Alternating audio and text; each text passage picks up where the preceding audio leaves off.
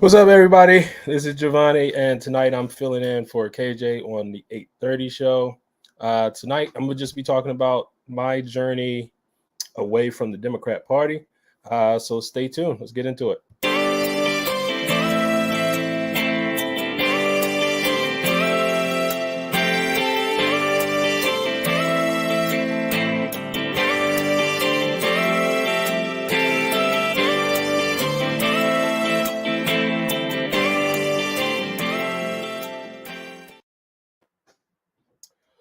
What's up again? So again, my name is Giovanni, and I am filling in for KJ. So again, welcome to another episode of the 8:30 show.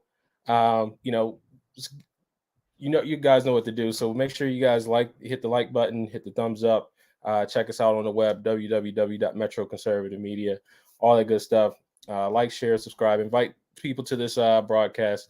I think I'm gonna do something a little different tonight too. And I will. I think I'm gonna invite people to join the stream with me.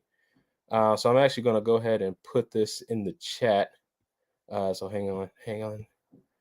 So if you guys want to come on with me tonight, that's the link for it in the chat. So just so first I'm gonna go through it and talk a little bit about my journey away from the Democrat Party and why I came out the closet, so to speak.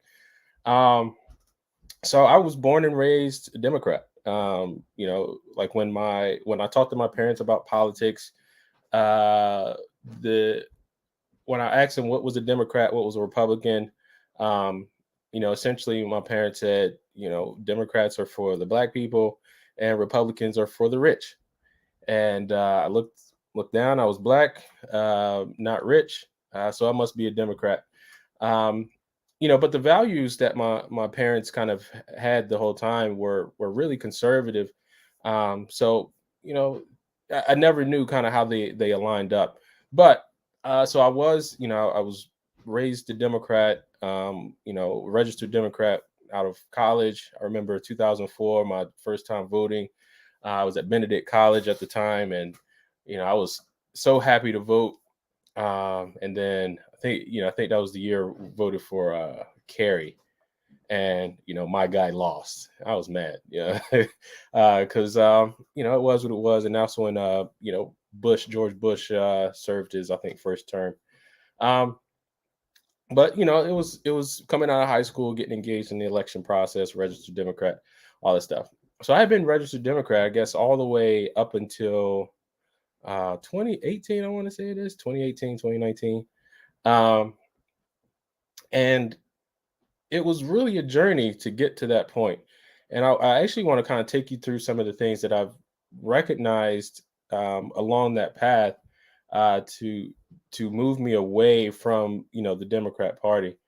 There's a lot of uh, sen- like sen- sensationalizing of politics nowadays. I mean, we see what's going on. It seems like everything's political. You can't have friends from a different party. You can't, um, everything's just kind of out of whack nowadays. But I think I just wanted to take a moment to reflect on this and talk about why I did what I did. Um, there was a guy. He was a Cuban American. This guy that could halfway, he grew. If he tells this story, he could halfway talk. He stuttered all the time. And I remember in 2015, this was right before I went to Israel. Um, uh, it was right. I went to a Redskins football game, and we were just out. We were in the club section, so I went to the football game with him and another one of my mentors, and he just we were sitting outside talking. He just straight up said, "You didn't vote for Obama because he's black, did you?" And I was like, "Heck yeah, I did. The first black president. Of course, I'm gonna vote for him. Black man." And then at the time, I was like, he had no scandals or anything. He was like the perfect president, like. Um, and that's what I was being fed in the media. Yeah, Stephen, yeah, the kid KJ has a new beard.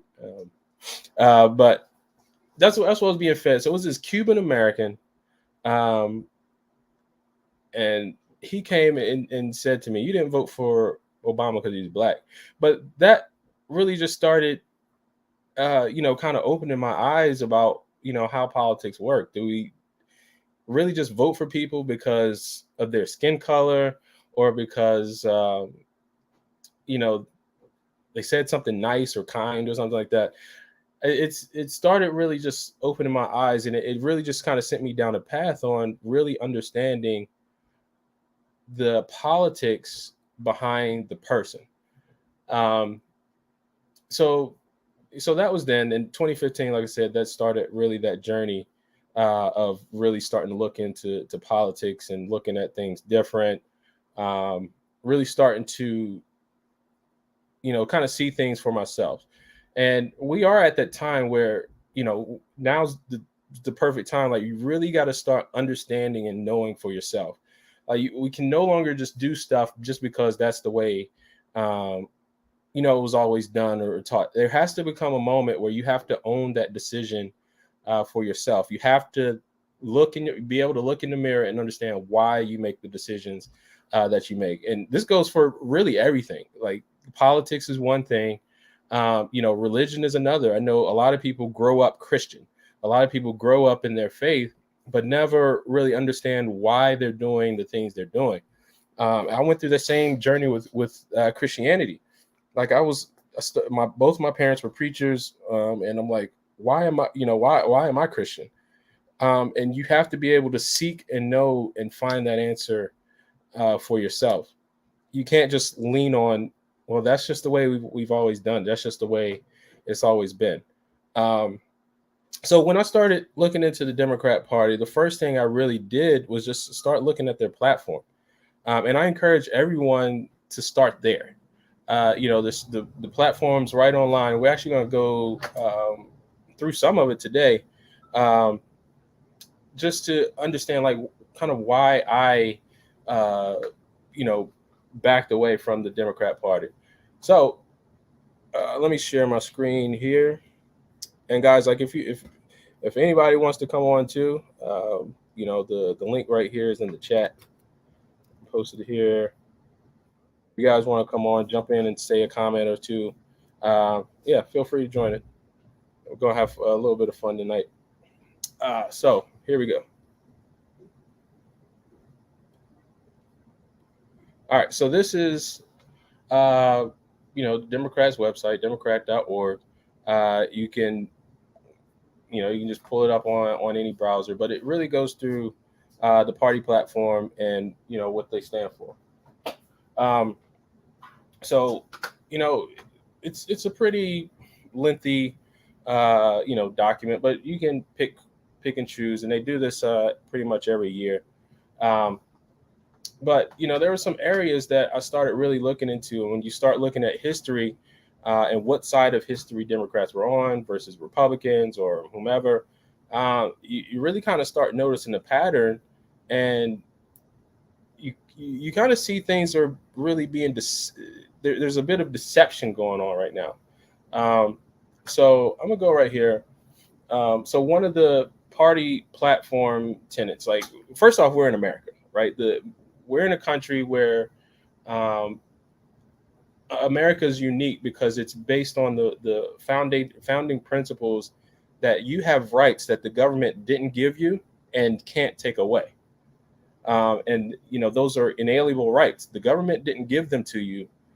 Thus, our Bill of Rights and the way our country was established was so that those things um, can't be taken away. But when I start looking at the Democrat platform, it's really nothing based on American founding principles, nothing on American values. And you really have to start asking yourselves, like, why am I aligned with this, and how does this benefit me as being American? Now, if you're someone that says, hey, I hate America, America's the worst place ever, then yeah, maybe you can find some value in the Democrat Party. But if you're saying, hey, like it's not a perfect country, but it's the best in the world, and it's a blessing to be here, and we can always strive towards success.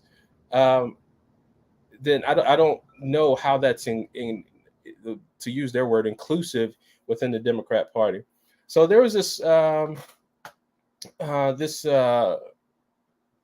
passage in here. So within the Democrat platform, it says they want to achieve racial justice and equity. So one thing they say, Democrats are committed to standing up to racism and bigotry in our laws, in our culture, in our politics, in our society, and recognize that race-neutral policies are not sufficient to rectify race-based disparities. So we will take a comprehensive approach to embed racial justice in every element of our governing agenda. So what does that mean? Right? When you just read this passage in the Democrat platform, that means everything they do is going to be based on race. Everything that they consider, from policy to culture to anything, is going to be based on race. So if we're basing everything on race as the platform, how can we ever achieve harmony and true unity as a country if we're automatically dividing everybody by race to begin with? So there were things about this that really just didn't sit well.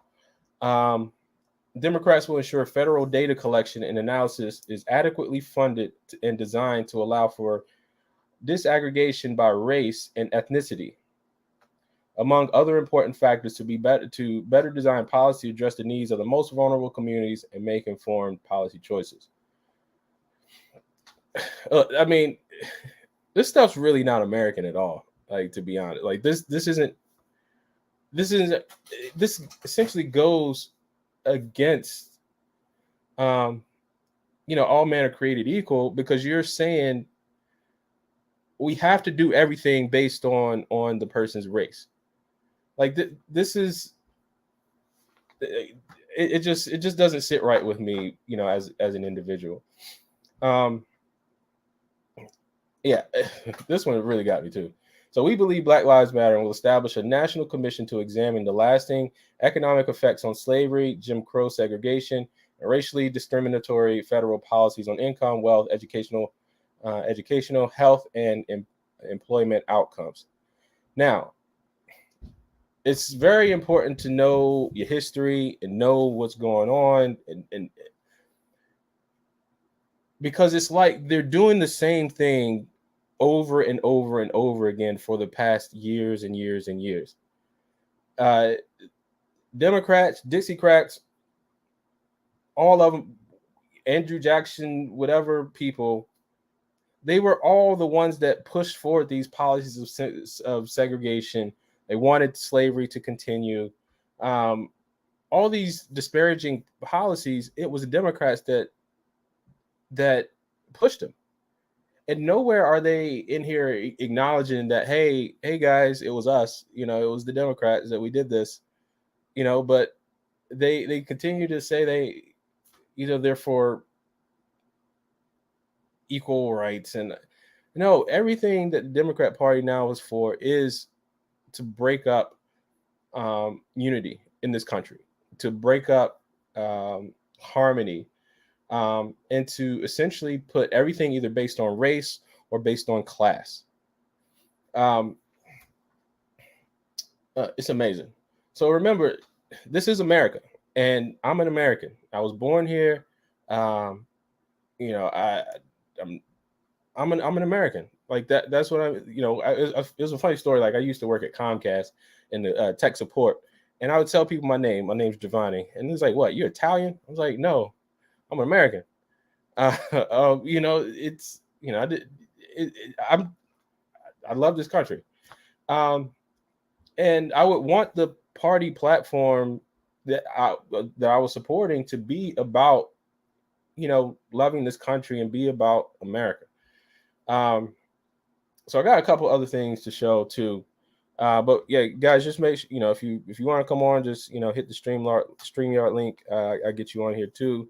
But also, just make sure you like and subscribe, leave a comment. Tell me what's going on. But I want to share this because I find this interesting too. The Democrat Party is not a party, at least now, is not really a party for Americans.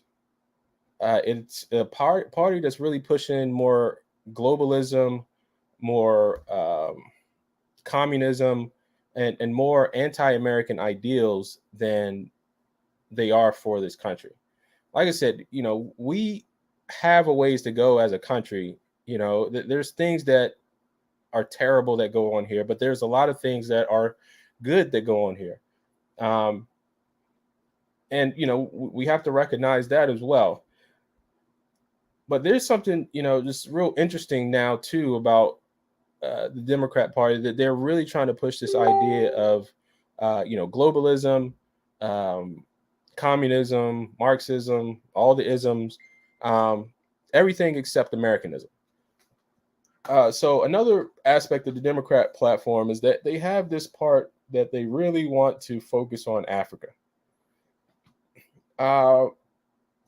And this is something that could really kind of fly under the radar, but it's like this can really just fly under the radar.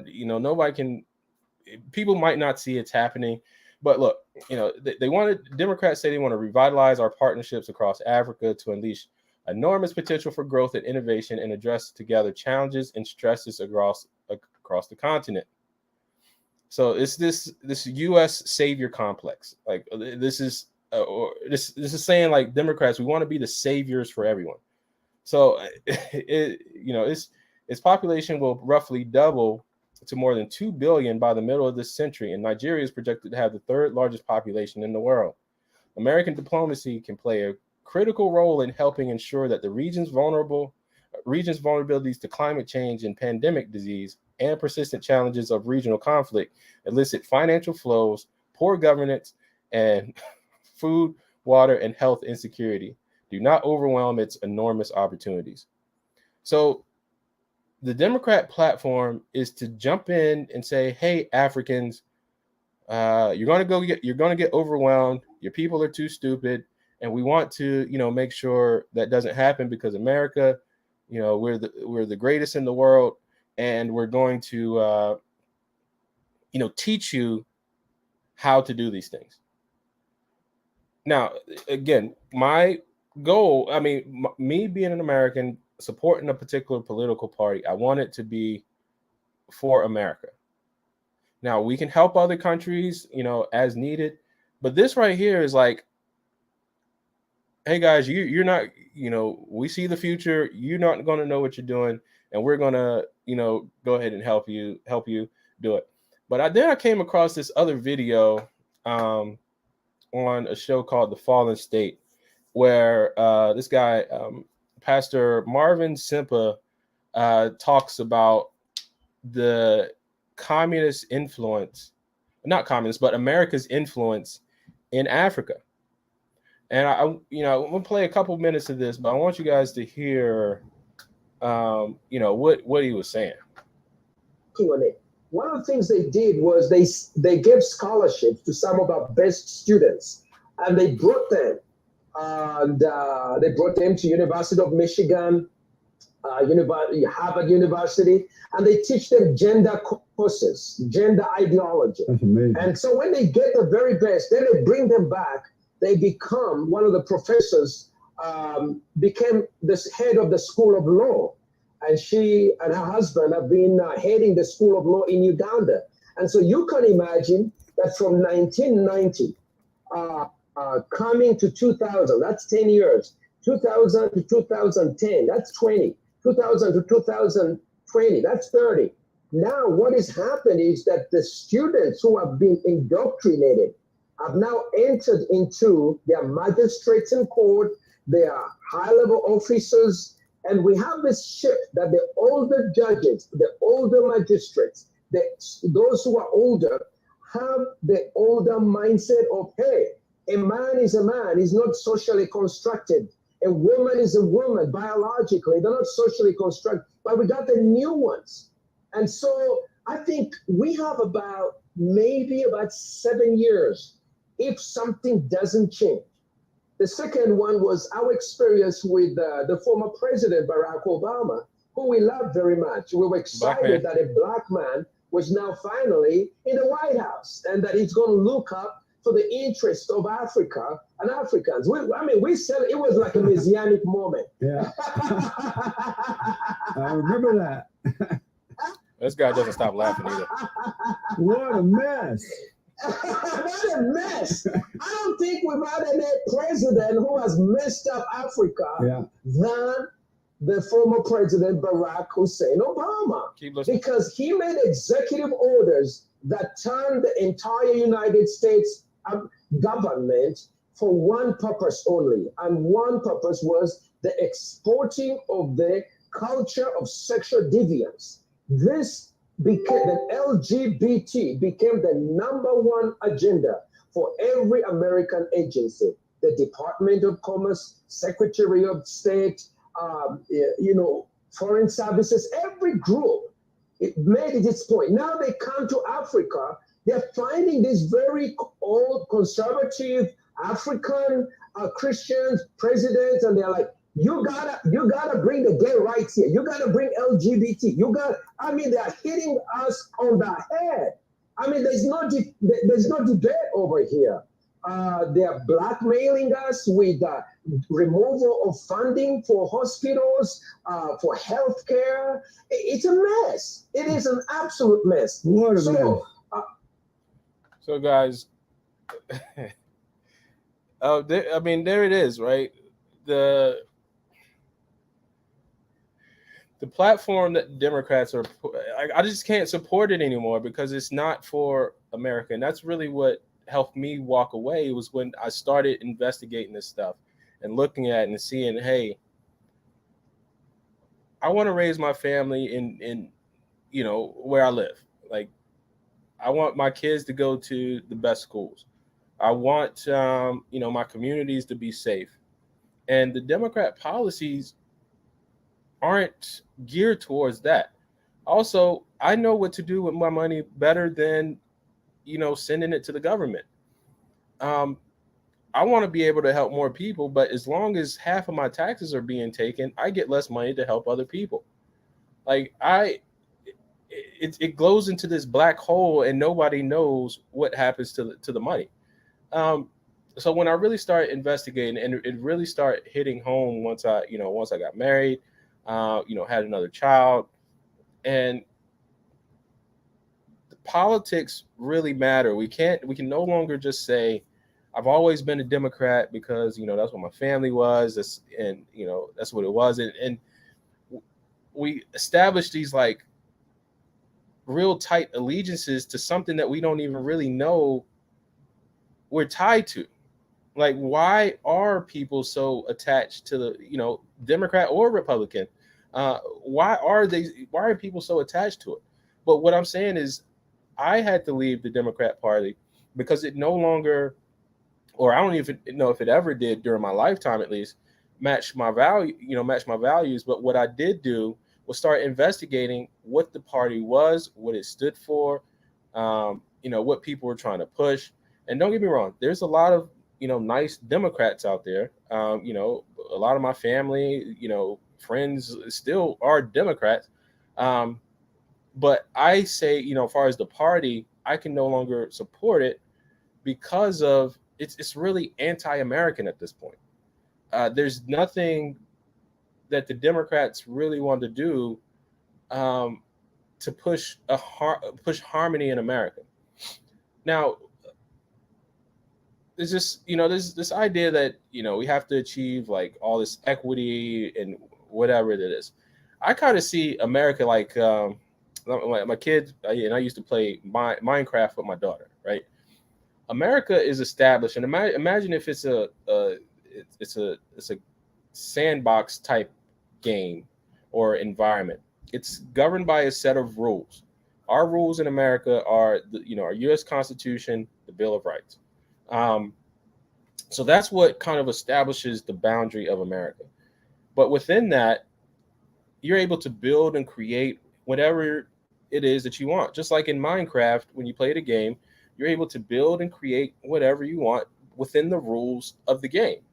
Now, if someone's over there, now if someone's over in on the other side of the map doing their thing, that really doesn't have any effect on what's going on on my side, because I can build and create my own communities and my own not necessarily economy, but my own circles of influence. And we see a lot of communities do that when they come here. Nigerians have been famous for doing that once they get to America. The Chinese, Asian cultures have been famous for doing that. The Jewish culture has been famous for doing that, of kind of sticking within their own. But you're able to build and create, and that's what America really allows you to do. So my good friend Curtis Ransali asks, what does it mean to be anti-American? It really means to be essentially going against the country, like going against the principles of life, liberty, and the pursuit of happiness. The foundation of America says all men were created equal. Now, I take that quite literally. And there were people who fought, for America to live up to those words. And we should continue to fight for America to live up those words of all men are created equal. Instead, what people are doing are essentially tearing down that the words are existed, that they're saying, well, those words were created by people who, particularly in Black communities, say, well, they didn't look like me. They didn't look like me, so those words don't mean me. Well, when you look at what Frederick Douglass did, the struggle of Frederick Douglass and Booker T. Washington, what they're saying is, hey, words matter. And if we're living in this country, and if we wanted to achieve it, have it be the greatest country ever, then those words matter. And if it says all men are created equal, then all men are created equal, and I'm included in that all. And that's what we're fighting for. We're fighting for a country where all men are created equal. Everyone is created equal. And what we see now is that this push is that everyone's not created equal. And according to the Democrat platform, they want to see, it seems like they say, hey, all men are created equal, and we're going to keep doing things to make sure, one, there's the divide, and we want to make sure there's programs and money going towards, to essentially to keep things divided. So, Stephen, you want to get on here, man? Looks like you're on here. Here. I mean, if you want, I just didn't want you to be alone. You threw out an invite. Someone should. No, you good. I mean, we're about to wrap up soon too. So, you said you want to get on here, man. You hopped on. So, what's up? Nothing, man. It's interesting to listen to your story. Yeah? I'm always interested by the stuff you say. Really? So, I was a lifelong Republican until 2020. I was a Republican from the day I turned 18. I did things in youth activity where I grew up in New York. And in 2020, I realized that no party gets my vote. Individuals get my vote now. It's not about any election, any of that. It's that I felt that in 2020, politicians, I was awakened to the fact they took us for granted. They believed that because a guy like me, who's been a party member for over 20 years. Yeah. God, I'm old. But they took us for granted. I mean, I feel that Democrats, the whole walkaway movement, a lot of people feel that, Yeah. And it's just, I feel like they have to earn our votes now. We have to be we can't be so complacent and say I'm a member of a party, and I stand. Now, let me ask: does the party platforms matter? Like, because that's what helped me kind of. That's what really helped me I mean, it does. What to walk away from the Democrats, but like, does a party platform have any? Does it have any meaning? Yes, of course, because it's the basis of what these elected officials are supposed to be promoting and standing for in our names. That's why we vote for them. That's the whole concept of representative democracy that we're trying to promote here is that, but we've created, like you said, we created a thing where we're in a day and age where you're not allowed to be friends with people that aren't in line perfectly with what you or the party you're with. And that's what the turnoff for me to become an independent, which hurts me, here in Maryland, because I can't vote in the primaries now. Yeah. But, so I have less of a say with my vote. But the reality is that to pick one party over the other for me now I felt like they were taking my vote for granted. And this was the only way I knew how to stop making it. They all know my name when they want money. Yeah. I mean, I got a call today. It's like, man, I'm hanging up. So that's how I feel. Like, you have to earn it because I'm a citizen and I want us to be citizens of the country, not a citizen of a party, not a citizen of an ideology. And yes, I have morals and I have principles and you got to stand for it. But at the end of the day, you have to earn my vote. You have to be a person that I can stand behind. Absolutely. And I have to believe in. And Absolutely. a lot of what you said is accurate for even people on my side of the line. I wasn't so mad when Obama got elected. I didn't vote for him either time, I'll be honest. But I believe that maybe he could make a difference. Maybe he could bridge the gap that was forming at that point. He definitely made a difference. Yeah, just the absolute wrong way. It was like listening to Eric Holder today talk about guns. Dude, you released thousands of guns into the world, and now you're going to talk about gun violence. Like, yeah, that's what I mean. Like, our officials in the government have to believe in something other than their own betterment, and it can't be words. Yeah, you're absolutely right, man. But yeah, I just wanted to share my story today, man. Just a little bit. I mean, I don't know if it's a fascinating story or anything. Like most of the stuff in my life is just like real plain. But yeah, because it's your life, bro. But it's fascinating to people who are. Again, it's like I said last night. We have to have dialogue. Yeah. We have to be open and conducive to hear other people's stories and other people's ideas. Yeah. And hearing your story, it makes me feel more confident in my choices. Absolutely. Awesome. Well, if this blessed or helped anyone, like again, just go ahead and and this is to everyone, just share, comment, or just leave a comment. If you think I did something stupid, just let me know, man. And that's one thing I've noticed about. Oh, first off, when I grew up in my family, like we were always like, say what you need to say, and get it out, and just be done with it. And that's how, like, what I've noticed with the Democrat Party is that everything has to be said in the correct manner, but that's not how I grew up in my house. Right? We grew up, it's like, look, say what you need to say, get it out, get it off your chest, and then we, as kids and grow, like even to this day, like me and my sister, we go at it, like to this day, at it about almost everything, every single thing politically. But one thing that she always does is say, I love you, big brother, and I always say I love her too. And there's never a grudge at the end of the conversation, despite how much we disagree on literally everything.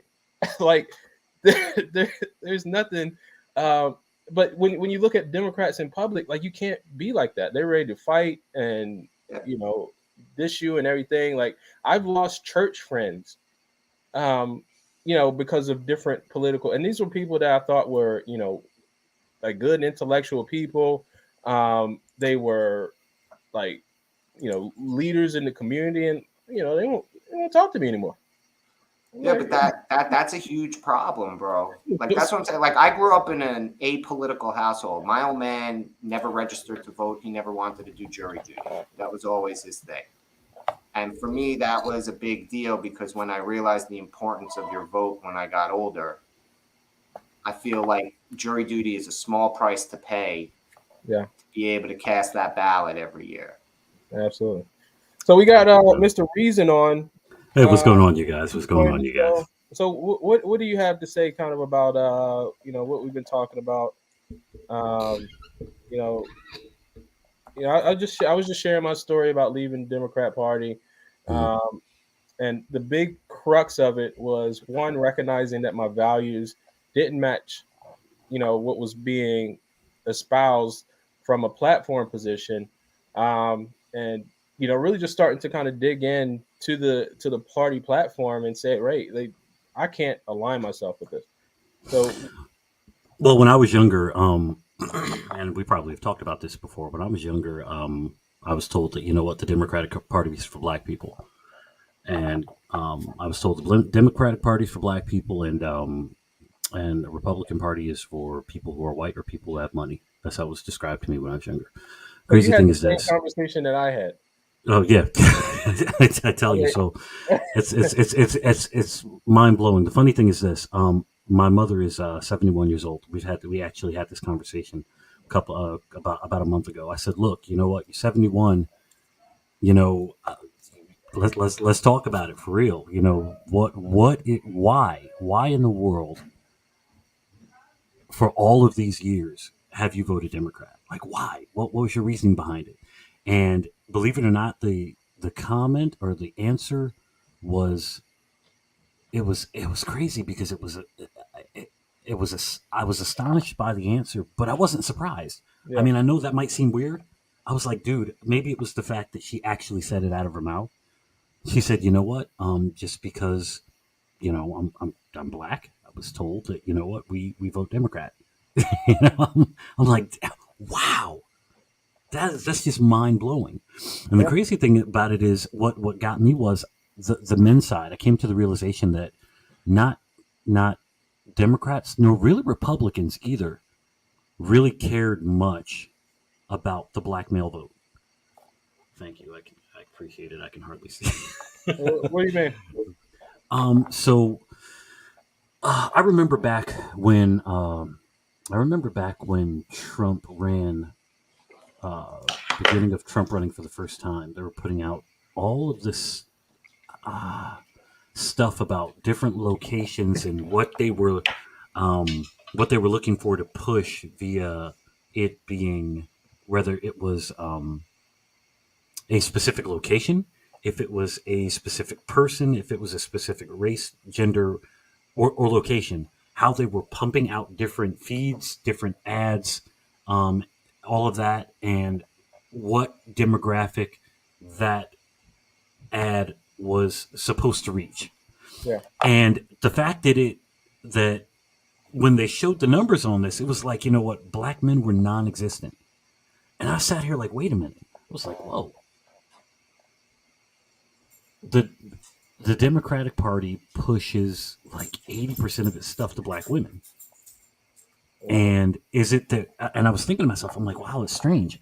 I'm like, is it that that they believe that what we are going to do isn't important, or that we just don't care? So I'm looking at that.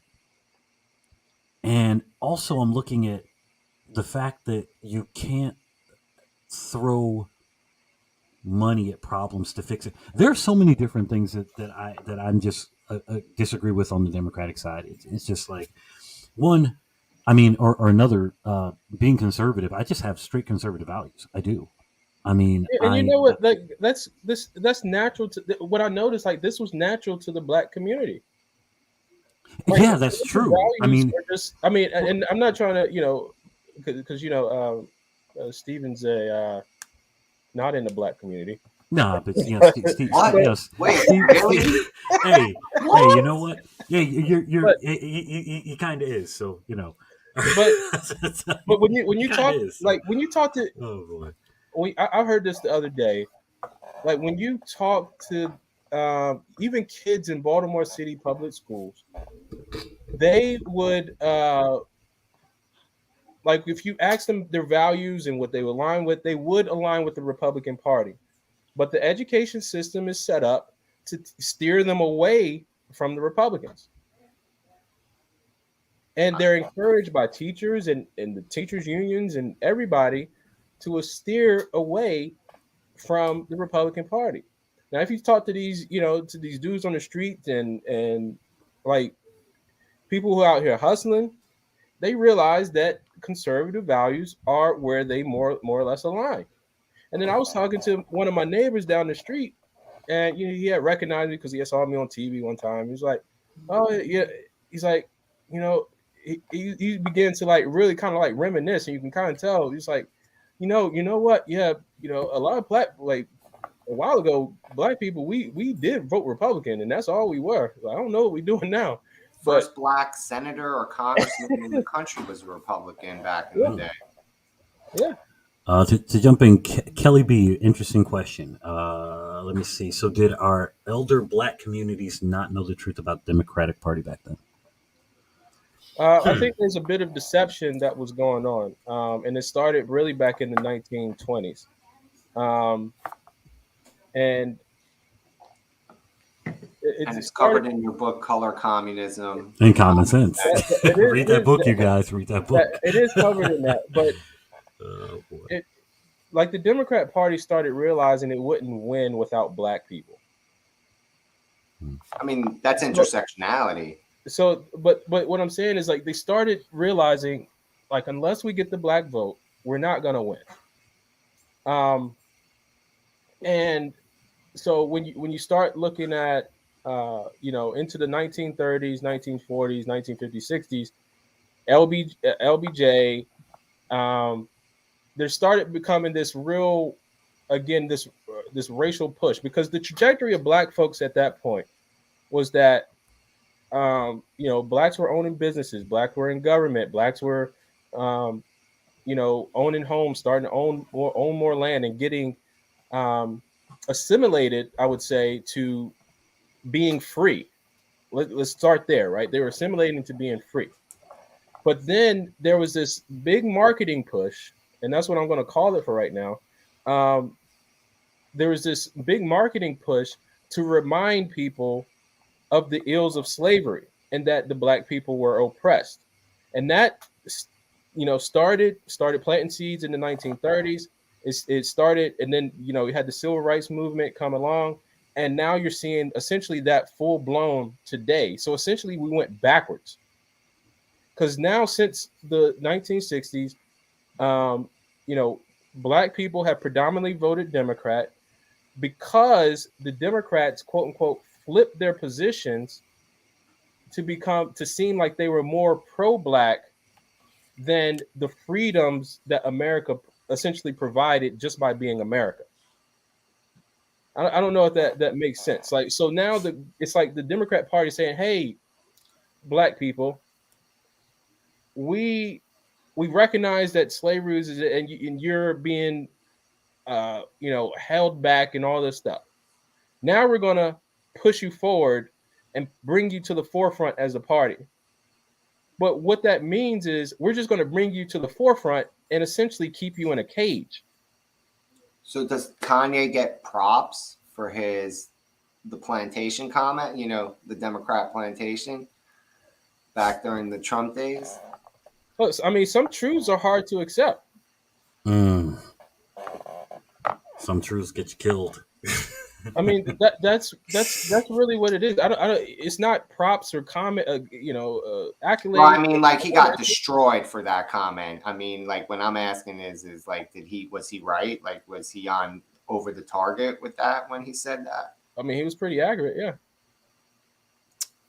Because when you really, and this is what is hard to get from, like, when you're a baby, like. For example, if I'm a rocket scientist, once I start being a rocket scientist, I can explain it as a rocket scientist. But if you didn't go through the same training and the same research and the same exploration I did, you won't necessarily understand how I get to this conclusion, right? If I say something blanket, like, you got to get off the Democrat plantation, you haven't gone through the same research, the same recognition of what's going on. You haven't gone through that examination process So it sounds like it could sound like Kanye's being an idiot in what he's saying, but he's examined certain things throughout the process to get to that statement. That's a smart dude. People It's 1870 is the answer to her question. Nice. Yeah, so I mean, that's like I said, I just had to walk away from the Democrat Party, and I don't want to be on here too much longer. So what is this? Why they didn't mind miseducation and for so many no education at all of our black communities?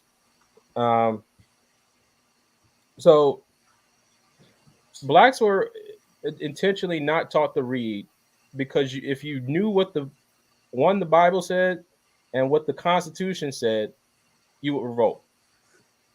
Right? When you read the words that says all men are created equal, then and you realize you look at I'm a person, I'm a man, I'm a human being, I'm equal based on what this country was founded.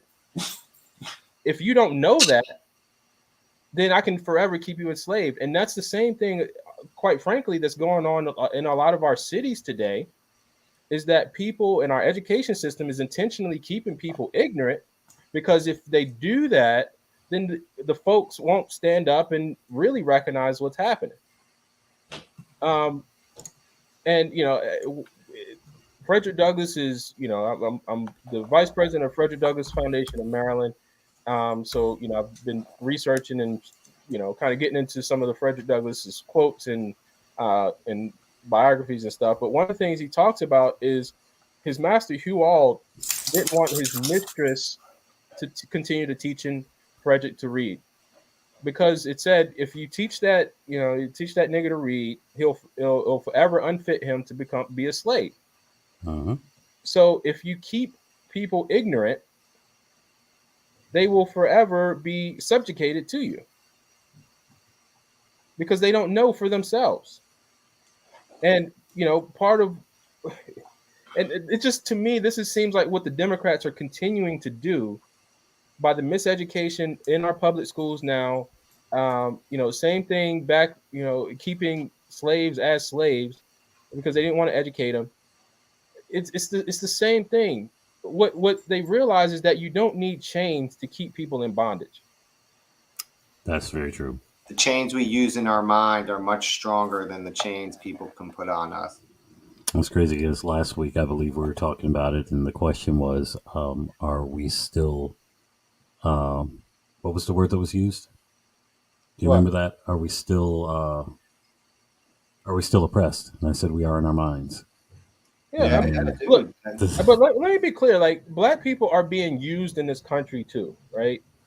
There is a level of oppression going on to black people. And at first, I wouldn't say that. Like, honestly, I had to essentially come back around to it. So it's like, Democrats believe black people are oppressed, but they want to do something different about it.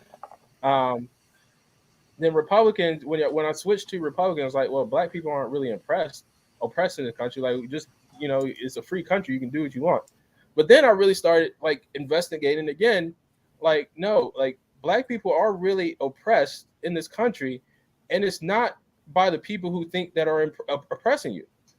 America is built for freedom, but there's ideologies that want to tear down America that are using black people to do it.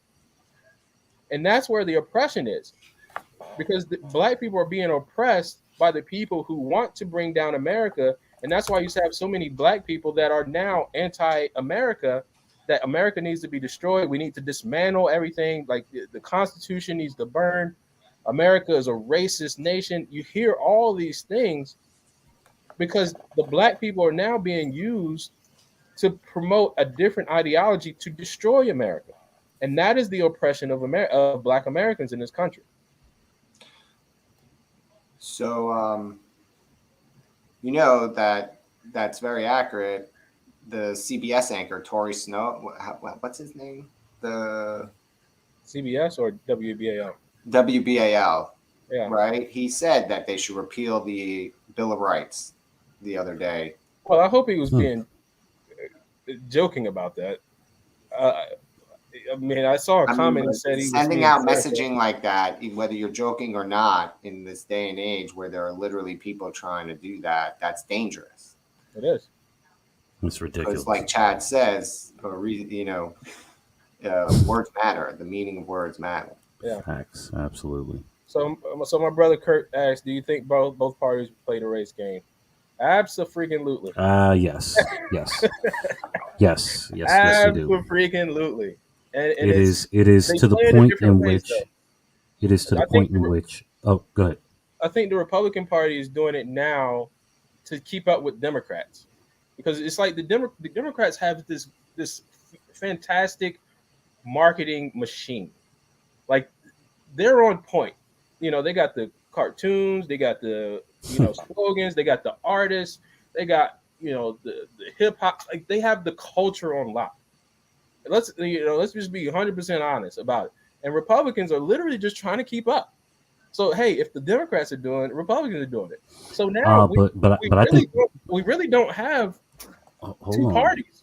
Hold on, but I think the Republicans have an ace in the hole though, and that ace in the hole is the men. I think yeah, right. I think the majority of African American women are still Democratic based, but there is a reason that 70% of the black church is female, because the men are tired of bullshit in general. That's why the men earlier talks about that. Like this guy. Yeah, the men are leaving for a reason, and I think they're going. The men have left.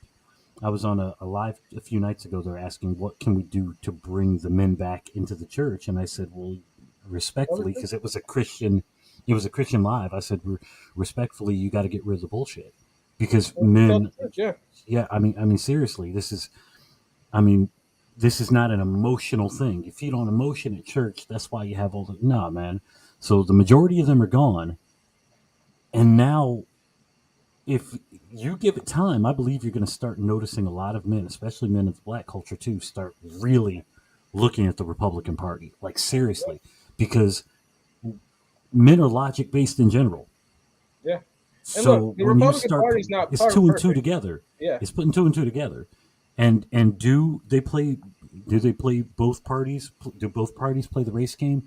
Yeah, of course, but the Republican Party is just as bad as playing the race game, the gender game, the every game that is being played. The Republican Party it's at least tempting to play it too. But I believe it'll be a natural progression for the men to get there. I honestly believe it won't be one of those. It will just be based on morality, based on what's logical. Well, it depends on how far the Republican Party goes, because if they keep going that direction, like I said, it's just going to be one party. It is already a uniparty. You guys hear me say it all the time. It's a uniparty in 2 suits. There's not going to be a difference. So when you're talking about men joining the Republican Party, it's if anything, men will join it to try to salvage it, but it's not going to be because, like, men should salvage it. I believe men will join it to try to change some of the policies that affect men.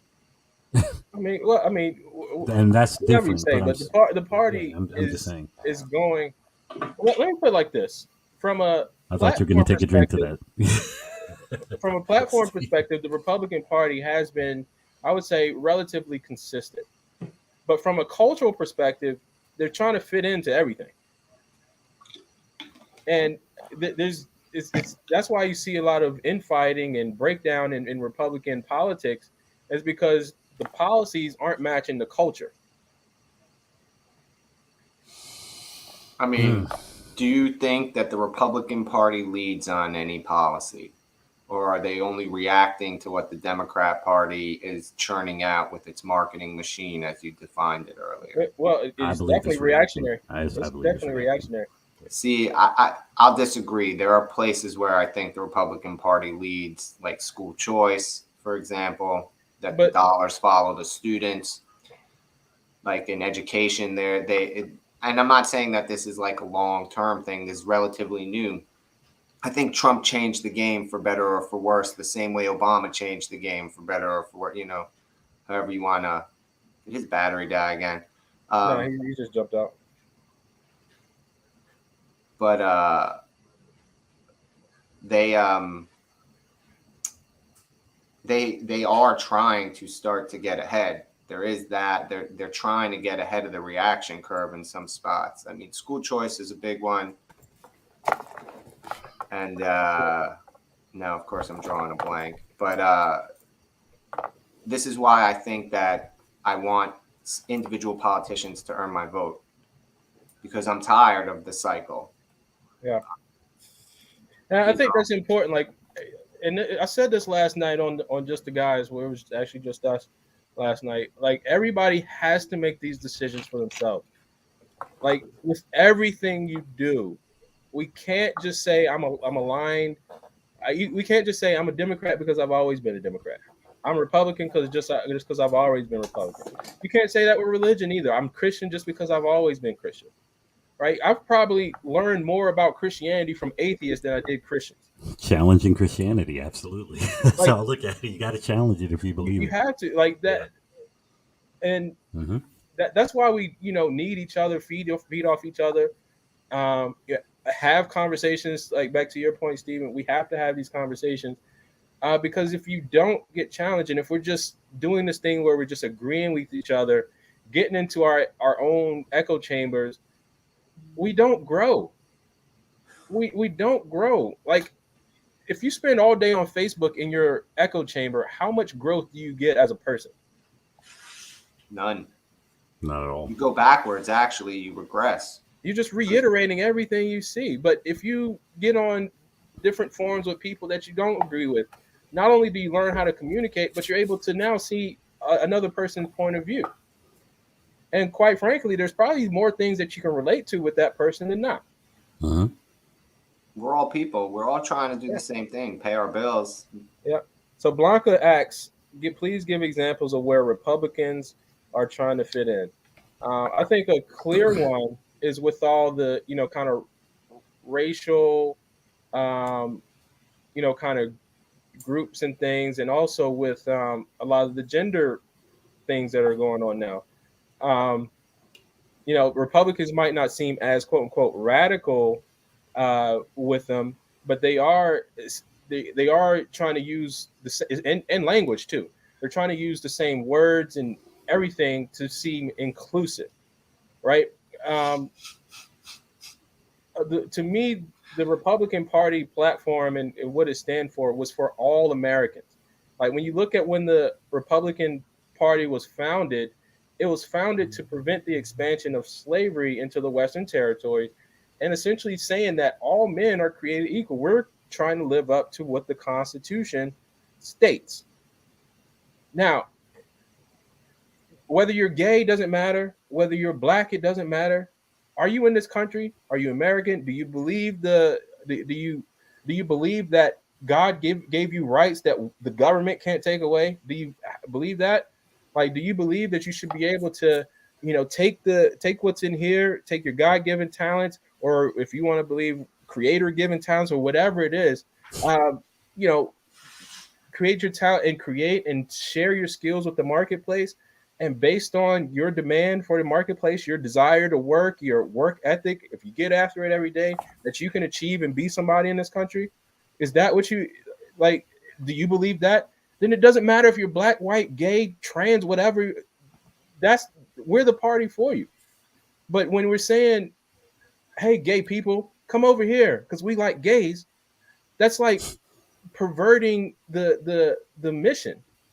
Where one side over here is already separating people because of race, class, sex, and all this stuff. We're trying to do the same thing to fit in. No, you're American because you're American. Just be American. That's all we are. That's what unites us. I mean, I just want to give a shout out to Kelly. Thanks for subscribing. And we're glad you asked some questions tonight. Bring it on. Tell your friends. Ask more. Contribute more. We're always glad to have you here. Right on. So we crashed KJ's show tonight. Yeah, we really did. It's like Just the Guys Part 2. Yeah, just the guys. Oh man. But yeah, I just wanted to share my story. Like, I'm an American. and I love this country. You know what I mean? Like I love this country. I love that, I can have ideas and I can get like we live in just the fact that we can get on the internet right now, talk to one another, one in different areas. I mean, we're all in Maryland, but we're in different areas. There's no one there with their thumb on me saying you can't get on the internet, boy. You can't get on the internet today, boy. There's no one doing that. I can build an internet business. I can go to work. This country is limitless. Filled with opportunity. It's so much you can do here. The battles that we face in America is right here. It's our mind. Like this is the battle that we're facing in America. Between the two ears. That's it. Nothing else matters. We're America, and this country was founded that you have God-given rights that can't be taken away. No matter how hard they keep Life, trying. the pursuit of, life, happiness. What was it? Life, liberty, and pursuit of happiness, faith, family, and freedom. When you put the things that matter back in focus, you realize then how great America is. All these other things, these issues that get the big play of the day, they're minuscule in the grand scheme of things. Because when you're really after life, liberty, and pursuit of happiness, there's no time for anything else. There's no time for crime and murder and backbiting and theft and homicide. Like, there's no time for that. Because if you're living up to the ideals of this country, if you're living up to trying to achieve the American dream, then you literally you can't make room for all this other stuff. But everybody has to fix what's in here and look at the person in the mirror to get to that point. And that's just where I came, and that's where I went, and that's why I had to walk away from the Democrat Party. A lot of people feel like you. I hear. Facts, I mean, facts. The last few years, I hear that story a lot. Different variations of it from different people, from different walks of life and backgrounds. But I think if we all took the time to realize that we're all Americans first, like you said, a lot of these conflicts that exist will resolve themselves because we'll want to work together as neighbors to build stronger communities. And again, I feel like there are people who, for their own personal gain, their own economic gain, are poisoning the pool on both sides of the line. And that's what we have to overcome. Like that I truly feel that after what's gone on this week and the tragedy in Texas and what we're hearing about how police officers were stopping parents instead of going into the building. That blows my mind. Ridiculous. And our president is unwilling to open up an investigation into that today, we heard in the news, right? They were asked if they're going to investigate why the cops didn't, because since I think Columbine or Sandy Hook, they changed the policy that you don't treat it like a hostage situation. You treat it as a breach situation, that you immediately, and I don't want to jump to any conclusion until all the facts are out there. But as information comes out and we hear these things, it's disparaging because we're all neighbors. The whole country lost this week. And we really have to reassess. Are we so interested in party politics that we're going to forget that my neighbor next door who's a Democrat, my neighbor over here who's a Republican, my neighbor over there that's unaffiliated, whatever, are they my neighbor first, or are they their party principal, their party letter? Is it the letter after their name, or is it and again, like, according to some people in this country, we can't be having this conversation. It's not possible because we're supposed to be at each other's throats for various reasons. Yep. I mean, we can go at each other's throats, man, but at the end of the day, we become friends again, 100%. We can disagree. No, we can agree to disagree, but they really mean it that we're supposed to be enemies. Yeah. Like somehow, because of the color of our skin or our sexual orientation or our religious belief, we're incompatible. I It's a mean, divide and conquer. It really is. If we were all on the same page, how crazy it would be, and I know this is probably somewhat unrealistic, but if you really thought about if we were all really kind of on the same page, what could government actually do? It can't do anything. nothing, You because see what we're I'm the saying? power that the But government has. we We're the it. people, right? You know what I'm saying? I mean, real. dude, this is my hat. I love this I hat. get it. Make America savage again. I like it. I like it. I mean, So hold on. I want to go to this comment right here because it is a true statement, but we don't have to live by it. So the divide they keep up is disheartening, and that's true. However, we don't have to live in that divide, right? That's what'll make the change. Like, one-on-ones. It's planting seeds. It's the slow game a little bit, but it grows exponentially as it as it spreads. But there are people that want to divide us. Like there are, and that's the other part. We have to realize that evil exists out here, and I think that's part of this idea for a utopic and crime-free society that we have. We have to recognize there's always going to be some criminal element. There's always going to be evil that exists and finds its way into the culture. But when you're focused again on life, liberty, pursuit of happiness as a culturally American accepted concept, you're more keen and more aware of when those divisive things happen.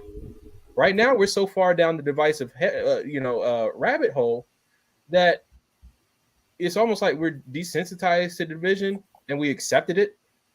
But if we go back to the founding principles of life, liberty, pursuit of happiness, then we'll be more keen on those aspects that do try to divide us and be able to nip them in the bud right away. I agree. Again, it's good stuff. I'm a firm believer we have to recreate the space where we celebrate each other.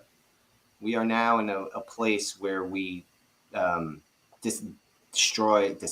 each other. I'm trying to think of the right word, but like we're in a place where we're throwing negativity instead of positivity into the mix. Yeah. Everybody vents. Everybody's always angry. Everybody's always saying it's someone else's fault, and it's all of our faults. We're all equally culpable because none of us are looking in the mirror the way we're supposed to be. Because if we all were, these things wouldn't be a problem. Yep. Facts, man. Self-accountability is sexy. Absolutely. That's all. Self-accountability is sexy. Again, there are people out there, and it amazes me that there are people who believe this, but that a white Jewish guy should not be able to have a conversation with two black gentlemen like this, openly, with no fear. I'm supposed to have all sorts of specific wording I'm allowed to use. Hey, man. I like one thing I noticed about when I went to Israel, man, like what I was told by some Israelis, and I don't know if it's true for everyone because it's kind of a limited scope when you only talk to like two people that say this, but there's, like in Hebrew and in Israeli culture, like there's really not a way that you can really offend anyone. Because the words all mean the same. The words mean what they're supposed to mean. Well, no, it's just because everybody's not like really that type of offended type person. Like every it's hard to put it like this. It's hard to do sarcasm, sarcastic jokes in Israel because everybody's so literal. I mean, if missiles were falling on your head every day too, you'd be pretty literal about it also. See, here's this guy like, trying to be Mr. Buzzkill. But yeah, I get it. That's my job, man. That's my job. Yeah, I mean, but like from a business setting, like I still have friends in Israel, right? Like, I'm still in a group chat from, they be speaking in Hebrew. I have no clue what they're saying. But it's like everything is so, like there's no way you can offend each other. And then I'm in this group chat where they're literally talking trash about each other all day long. Like, have you guys seen the new Ricky Gervais special? No, that not dropped yet. on Netflix this week. So I'm not a huge fan of his. Some of the stuff I like in it, some of it I don't. But there was one thing that really stuck out with me. He was talking about how men don't hug, like the men when he grew up don't hug. They trash each other, you know. Yeah. Because you don't take everything super. You realize that things are said with love. It doesn't have to. We don't have to assume everything is mean. You know, like I'm a firm believer that in Western civilization currently, and in Europe, in the United States, in North America, you know, in Canada, like people are hypersensitive because they don't have anything better to be. Like they don't have a direction to be filled with fortitude, to know that not every little thing in the world is a threat to their existence. Like you can exist your whole life and there may not be anybody looking to persecute you, and you don't need to define yourself by your victim status and things like that. Like we can do better. We can really do better as a civilization, because the more we're doing what we're doing now, it's not helping anyone. Absolutely. And then if I believe in the words of Shelley E, you follow the money, you know, it's set up that way for a reason. It always leads to a payday for somebody. It is incentivized. It is heavily incentivized for the United States to be like this. No, Kelly, the last few years they're making us. They're not giving us the choice. They're bombarding us endlessly with this concept that what my skin is defines me, not the aptitude of my character. Yeah. And what's amazing is people use Martin Luther King's words. Like they pump up Martin Luther King as a champion of saying we should use our skin color as a determining factor. Like he said, I don't want to be judged by the color of my skin, but the content of my character. But now you can't get to know anybody now to get to know the content of their character, because we're judging everything based on the skin color. And also for Kelly, my question for you is, you said this may sound crazy. When you say in the past few years, how many years are you talking about? Are you saying this past decade? Are you saying in the past couple of years? Because I know probably the largest focus on race was probably when they started really pushing race, was probably the first term of Barack Obama.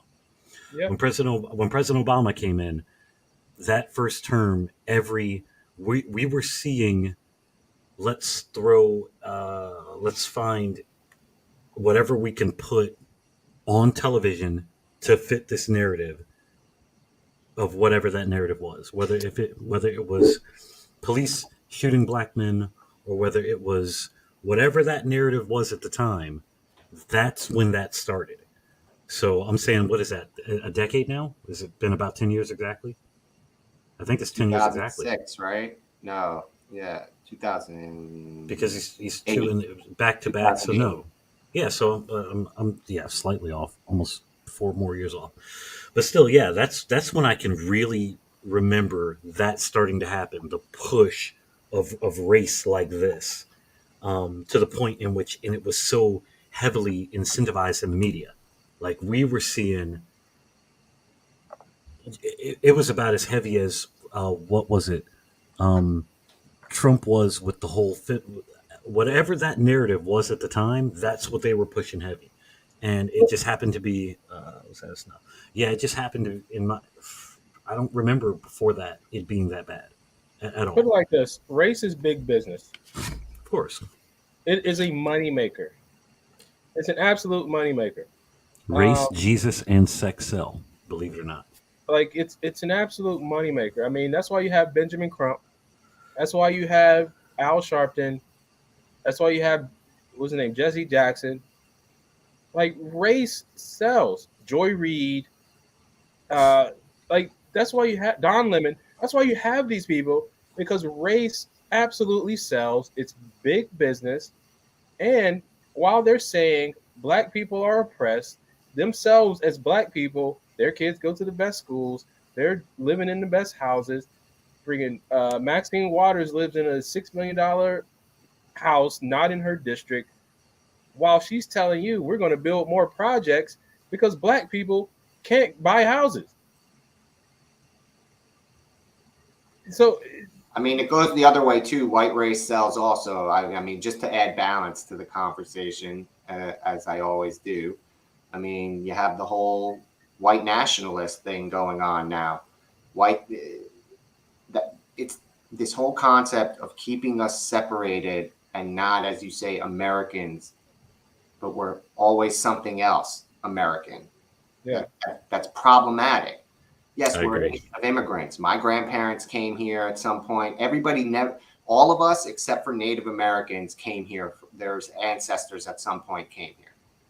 yep. Maybe willingly or unwillingly. And I'm not, but we are all in the same boat. Yep. We're not here to begin with. And we all have to treat ourselves as like one solid group. Otherwise we won't have a nation. So Yeah, Steve, I say it like this. If hold on real you quick, personally, oh, go ahead. So I posted this book in the chat. It's the link right here. I recommend everyone go check it out. Everybody knows what it is. Communism and Common sense, absolutely. Color, Listen, communism, and common sense. Absolutely. Chapter 1 talks about subverting the Negro people and using black people and how big of a business race is. Y'all think the NAACP was really founded for the advancement of colored people? No. It was really found It's a for good other book. reasons. I mean, look, just read the book. I read it because Mr. JP is great. He was throwing Got it. us He was all to throwing read it at it. us. And it's a good book, and I recommend it to everyone. And you need to pick it up, and so that you can understand where Jovani comes from with some of his stuff, because it makes a difference. It changes. It will change how you think about the topics. It will give you knowledge that you never knew you needed. It's a little piece of a book. It'll take about an hour to read. It's a little piece. Color, communism, and common sense. I put the link to it in the chat here, so it should take you straight to the book. I don't know if YouTube hyperlinks it, but yeah, that is the link. I mean, if Facebook it shows you the. Yep. Kelly, check the link out. It's about 4 or 5 comments up. It'll say Metro Conservative Media, and it'll have an Amazon link hyperlinked in. Yeah. All right, we need some Chad drop. We need that Barry White voice. Like, subscribe. We haven't had. Oh yeah, I will happily throw some of that in there, you guys. Baby. Yeah. I will throw that in there. Absolutely. Well, first things first. Thank you for checking us out on the 8:30 show this evening. We, as stated earlier, the guys happened to hijack KJ's show. She will be back, which is wonderful. But we didn't mind doing this for her. Follow us at www.metroconservativemedia.com. You can catch us on Facebook, Instagram, Twitter.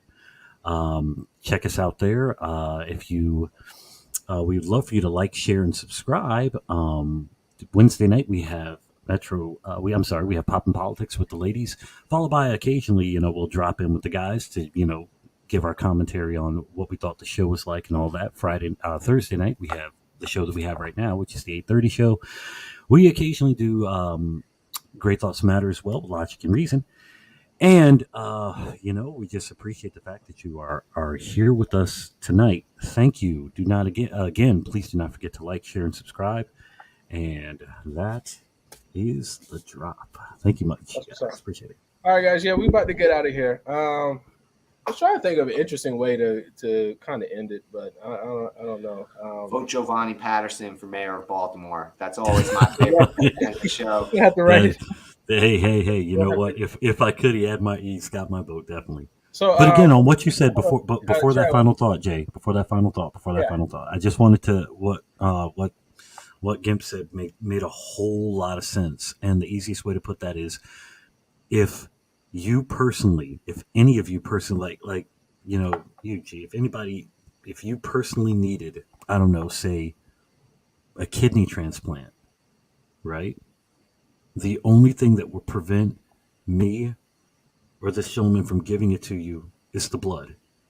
Because I mean, literally, that would be it. My kidney could fit you. Mm-hmm. It has nothing to do with skin color. We're all the same on the inside.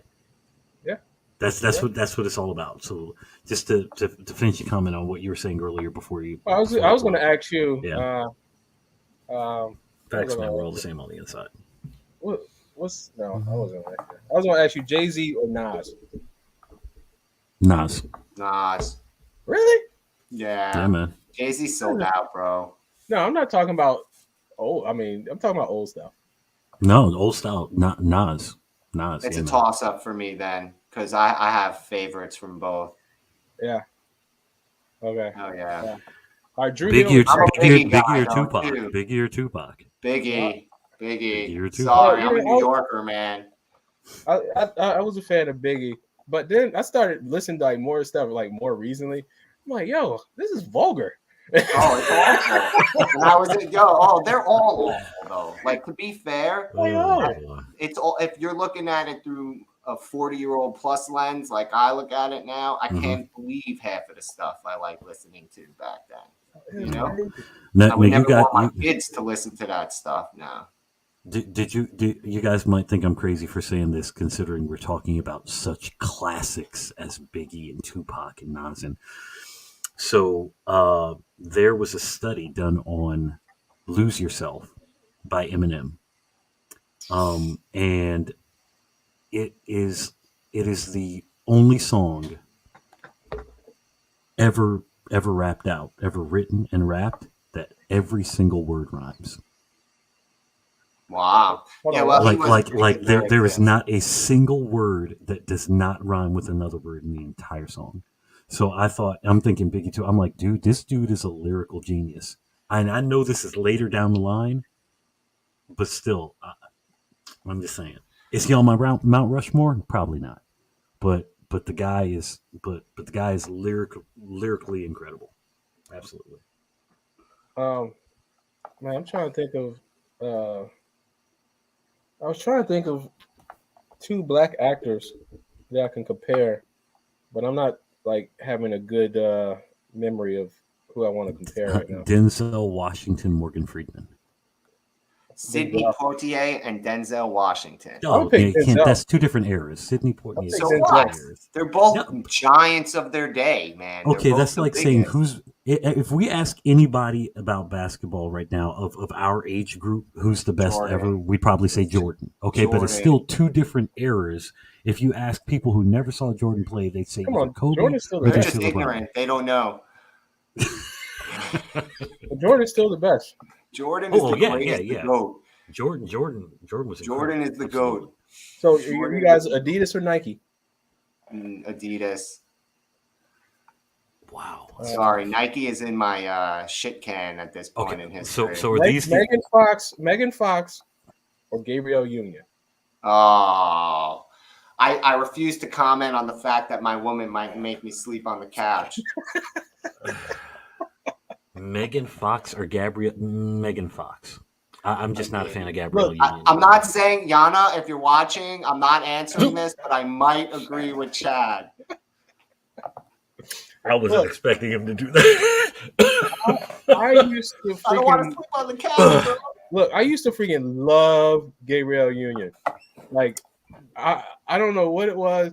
What movie did she play in? Not the cheerleading one. She played the one with LL Cool J, where she was like that, like evil woman. I know what you're talking about, but you know what my problem? LL Cool J and that one with the sharks. Are you talking about the football movie? No, that's Any Given Sunday. Yeah, that's a great movie, by the way. Possibly one of the most underrated sports movies ever. You know, my issue with Gabrielle Union is, though, I look at her face, and this has been for a long time. I've looked at her face, and she just looks evil. Like not evil. No, but I mean, for a long time, she's had that. No, I get that, but for a long time, she's had that look. Maybe it's the slender eyes that, like, I don't know. She's always had that look. Narrow, beady eyes. Is that what you say? I'm saying, man. I don't know. Listen. Here's the thing. That movie was called Deliver Us from Eva. Deliver Us from Eva. Yeah, yes. Deliver Us from Eva. Oh, that's with the sister-in-law, right? Like she was most evil one. But you know what? I don't know. I could see her being like that. I don't. In Before just that real movie- life, I could see her being like that. No, before that movie, I was like, I love her. After that movie, I was like, I hate her. that means it's a great acting. That's a great performance. Then I'm like, Good she performance, played that though. part too well. I don't want any parts of it. no. And you know what? Like, attitude does make a woman beautiful or ugly. Facts. Yeah, but it does the same for a man. It added the way you carry yourself and the way That you give makes off your warrior spirit for a man has the same impact. No, the conservative women are the most beautiful women there are. What Yes, would you they say? are. What kind of women? And I Said say that conservative because women. I want to sleep Oh yeah, upstairs yeah. tonight. Oh, absolutely, absolutely. Conservative facts, 100%. 100%. I was just talking to my wife about that today. You know what? All right, so we're about to get I'm off not here. going to go there. Yeah, we all want to make. We Chad all said- want to. No. Bell is ringing. No. You know what it is? Game No, you know over. what it is? You know Game what it is? over. No, I'll say this. This is literally what I was talking to her about. I told her, I said, you know what? I said, yeah, all right. I'm going to tell you guys after we drop. I'll tell you guys after we drop. I'll tell you guys after. Bell's ringing. His bell's I'll ringing. tell you after we drop. All Absolutely. right, guys, let's get out of here. Thank you Yeah. guys for joining the 8:30 show. It was what we really kind of hijacked it. And KJ, please Bring forgive me us. back, KJ. Please, we don't want to do this next week. You know, okay, KJ's like, I'm going to kill you guys for destroying my show. We did represent the brand of the 8:30 show. The 8:30 show is a show that talks about people's conservative journey, how they got there. So we were on brand, but we kind of went a little bit overboard. You can't help. When we get together, we're trouble. That's the we are. problem. Yeah, but thanks everybody for tuning in. Again, follow Metro Conservative Media on anywhere you can follow it. Also, make sure you follow Poppin' Politics on podcasts, whether it's Google Podcasts, Anchor FM, Apple Podcasts, Metro Conservative Media, Poppin' Politics, the Pop Stars. Every episode that we go live on Wednesday drops 5 p.m. on Thursday. So you can ride along with it in your car or wherever. All that stuff. Just make sure you subscribe, leave a comment. Tell your friends. Tell them all. Yeah, tag somebody in this. If I was off base or any of us off base, let us know. Absolutely. Please leave a comment. Like we don't bite. I don't think We're free speech people. We don't bite. Yeah, man. Yeah, and we welcome criticism. Yeah, we welcome Facts. it. We do. Absolutely. Yes. Absolutely. So please. But yeah, join us again next week. Poppin' Politics on Wednesday, 8:30 show on Thursday. And everyone have a good night. Have a good Good night, evening, folks. Deuces.